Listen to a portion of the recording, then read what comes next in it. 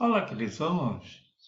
Bem-vindo a mais uma aula do nosso canal de aulas particulares de Matemática e Física. Aqui quem fala é o professor Rigelcimar Santos. E na nossa 19ª aula, falaremos sobre movimentos no plano em uma trajetória curva. Então, o objeto vai sair numa trajetória plana, quer dizer, retilínea. Se ele muda a sua velocidade, é porque tem uma aceleração. E se o objeto tem uma massa vezes a aceleração, ele terá uma força. Então, no momento que ele faz a curva, teremos uma força que é retilínea, tangencial, que é a força que faz ele se movimentar para frente, e teremos uma força para o centro, que é chamada de força centrípeta. Teremos uma aceleração para o centro. Se temos uma massa, teremos uma força. Então, se temos uma aceleração centrípeta, teremos uma força centrípeta.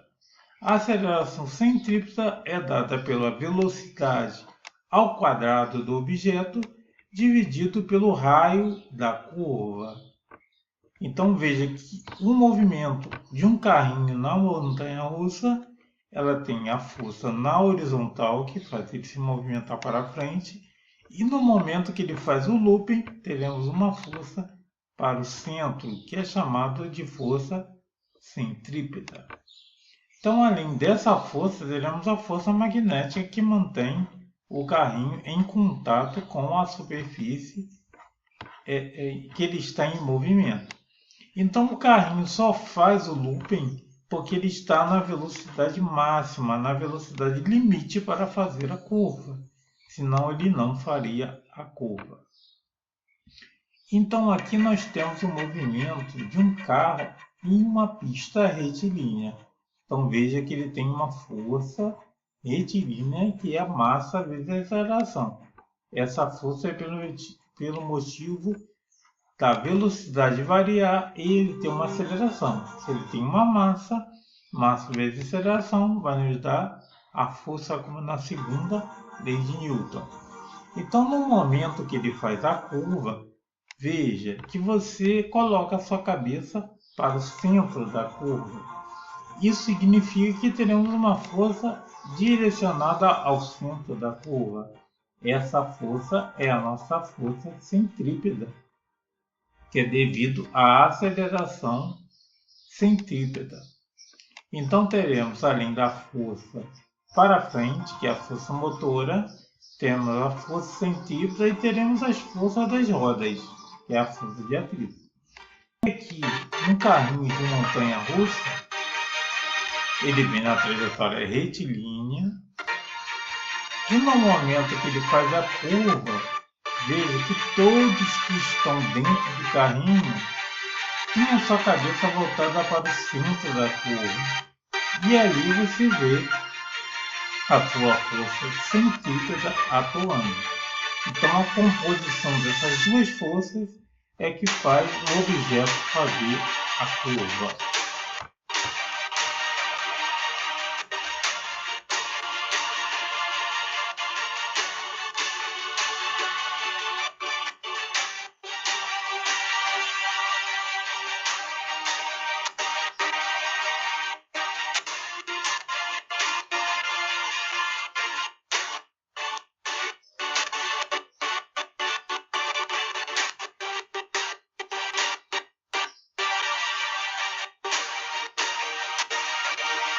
Então veja que o movimento só é possível se haver essas forças, a força horizontal e a força.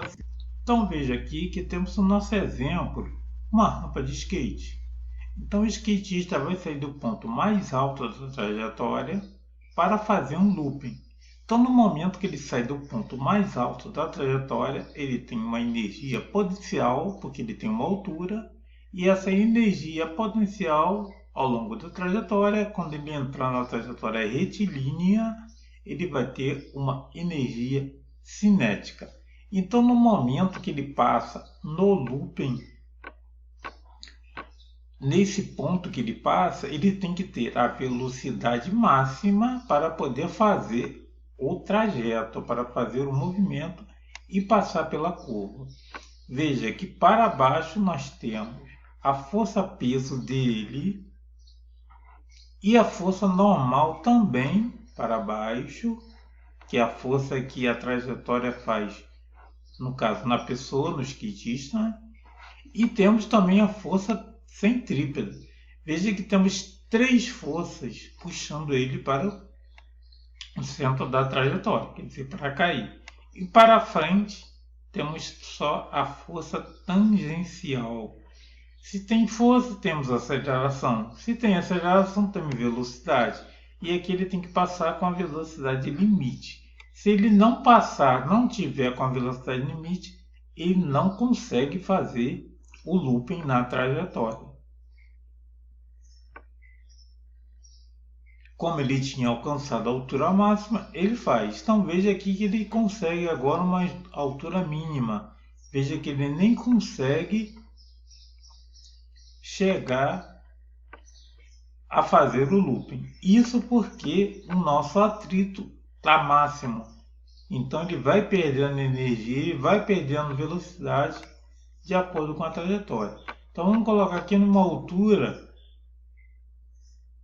que ele não consiga fazer. Veja, ele volta. Então veja que a altura influencia na velocidade do skatista.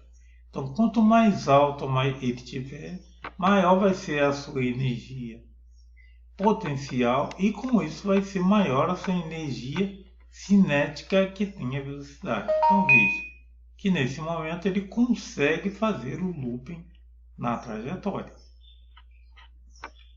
Então veja que a gente tem várias forças atuando no movimento no momento em que ele faz a curva.